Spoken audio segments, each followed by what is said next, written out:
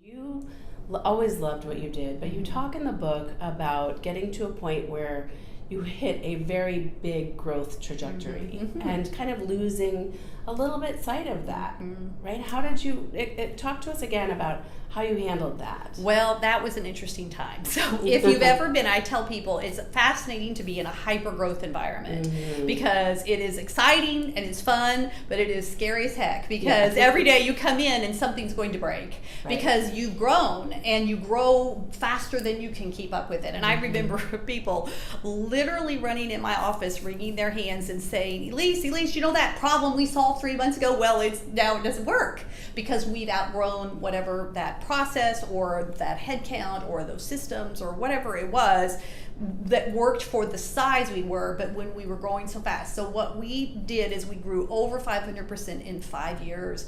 And the funny part about it, Mary, is that it was between 2008 and 2013, which, as we all know, was not a typical time for people to grow in a recession like that, and which made it even stranger because I had nobody to turn to benchmark against because nobody I knew was really growing dramatically.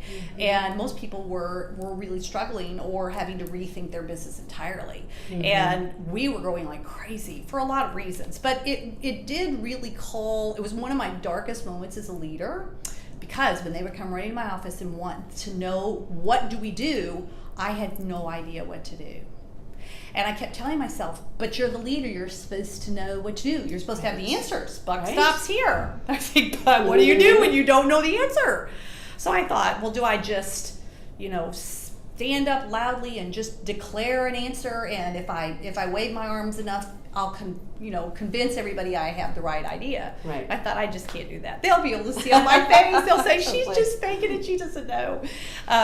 So what I decided was, it's okay to say you don't know, but you can't end the sentence there. You must do whatever it takes to find out. And the best leaders then invite their people to say, let's figure it out together.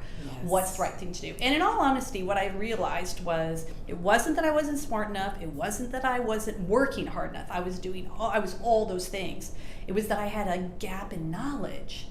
And that the good news about that was you can fill a gap in knowledge. Because I was a great public relations professional. I had a master's degree and I'd been in the field by that time 15 or 20 years. So I knew my stuff, but I wasn't a classically trained business management professional. I didn't know how to run a company. And by this time we were a multi-million-dollar company and we needed systems and we needed technology and we needed an HR manual. We needed all this stuff, and all of a sudden there was this huge house of cards that I was afraid was just going to come crashing in because I didn't know how to build a company that could scale. So the good news there was I was able to get that knowledge filled. I went to an executive education program at Dartmouth. It was just a week-long program. And I tell people, you don't have to go to Dartmouth, although they had a fantastic program called Growing Your Business to Scale. Oh, but I know it's perfect. Yeah. But you go anywhere. Go figure out what gap of knowledge you have and get it filled. And there is no shame in that. And actually what you do is you role model to your people what it means to be a learning leader. And that nobody knows everything. You can't know it all, know? And even people who say, well, I think I know everything about my industry there is to know. If you blink in these days, tomorrow, it'll all change. Exactly. And so you need to be a lifelong learner. And that allows people to raise their hand and say, well, I don't know either, but I want to find out. How do I grow? How do I learn? Let's figure this out together. And it invites more of a journey mindset about growing and building a company and figuring things out together as you go. That's really great. And I think it shows, too, that you were strong enough in who you were, but humble enough to say that you didn't understand some of it, right? Well, and able to... it's humbling not to know. It's like, I don't know. But Exactly. yes, I agree, though. And it was a great lesson in leadership for me to learn that, to say, my people didn't love me any less. In fact, they were inspired. Like, oh my gosh, she's going to find out. And in fact, a funny story was, I go to Dartmouth, and my parents were both college professors, and I'm sitting on the front row of these classes every day. And there was all these other entrepreneurs in the class, and I was one of these sort of geeky students, and I was like typing on the computer, and I have long fingernails, so I'm like typing away, taking all these notes, and like the second day, this guy was sitting next to me, and he leans over to me, he goes, what are you writing down? And I looked at him and I was like, every the word that's coming out of the mouth of that professor? What are you over here taking a nap? I mean, I thought I had this burning platform. My company's about to fall apart because I don't know what I'm doing, and I don't want to miss a single golden nugget that could be there for me. This guy's over here kicked back, like, what's she typing down? And I thought, wow, get busy, because there are answers to be found, but you have to synthesize and analyze and apply, because I remember the day the guy was talking about quality control in a factory, and we're a public relations firm, professional services. I was like, what does this have to do with me? And then I thought, wait a minute, we're growing so fast, our quality is probably falling right now, falling apart. Like, we don't have any checks and balances going out the door. There's so much work going on so fast. Oh my goodness. So I sat there in that lecture and I designed like a 6-step quality control process for us.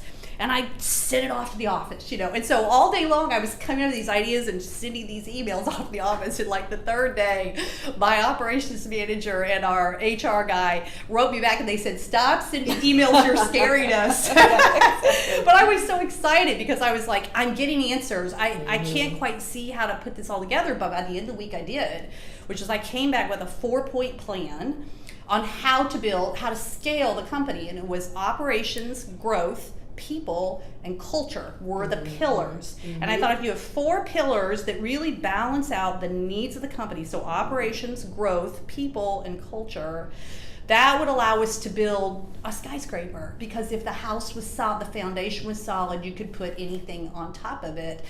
But that meant that those 4 areas we had to constantly invest in and nurture so that they would really hold up our business over time. And that served us incredibly well. Yeah, and I do believe that, somebody like you is a really great leader because you do have a thirst for learning, right? There are, to me, several things about being a great leader is that thirst for learning, that ability to be humble and to admit that you don't know everything. Yep. But also, another thing that you did that always struck me was you surrounded yourself with really good people. Oh boy, that's the key. It is, and you know that because you're in the business of finding great people. That was absolutely the right thing to do, because when you realize you don't know it all, and you never will, and that also once the business grows, that was another big lesson for me, was that you have to be willing to equip and empower and enable people around you and let them help you lead. In other words, you have to share power and share control. And that's really hard, especially for an entrepreneur and a founder, because their name is on the door, or it's their baby, or whatever their attachment to it is. It's really difficult to entrust that to other people. But what I realized was, I'm going to be the chokehold on this business if I can't share. And that's probably the hardest lesson I ever learned. It took me a little while. But the way I captured it in a phrase was, focus on what only you can do and give the rest of it away. And when people say, well, what do you give away? I say all the good stuff. And that's what makes it so hard. All the good stuff. It can't be just the things you don't like to do. It needs to be the plum assignments. It needs to be the great clients. It needs to be the credit and the recognition, the authority, the decision-making power, the budgets. It's give people things that are worth having. And that way, not only if you work hard enough to get great people with you, is they're not going to leave you. Because who wants to stay with a selfish leader? But who will always stay with a selfless leader? Somebody who lifts them up and accelerates their career. And I thought, I've worked too hard to get these great people here, and if I lose them because of my own selfishness, I don't deserve to have a great business. I want a business that far outshines me. And that means I need brilliant people around the table to help augment my weaknesses and the things that I don't know or don't do well. And that's really when the magic happens. Because when you kind of step back a little bit and people rise, all of a sudden you're like, well, they're doing that way better than I did. I should have given that to them years ago, Absolutely. And then you're like, okay, now I get what leadership is about. It's not about me. It's about how you lift and lead something much bigger than yourself. Yeah, I love that. I mean, it's really about letting go of your ego. And as an entrepreneur, as a founder, so hard. Sometimes people have some big egos because you had a big idea in the beginning. Yeah. But really, that's just, it's brilliant because you're bringing out the brilliance in your company by letting your people rise. Yeah. And the beauty I saw of that was, too, after we sold, which was 6 years ago, and we had an incredible opportunity to become part of a global organization and help lead some of that. But I also realized that same thing is, but I can't do it all now, for sure. Not, run the company and then also take on new responsibilities with a global parent. You can't work that many hours in a day without exhausting yourself or dying of a heart attack or losing your family or losing your health. It's not possible, so you physically can't. But also then you begin to realize, but only when I am willing to let go and empower other people, that also allows you to begin to reach out for new things.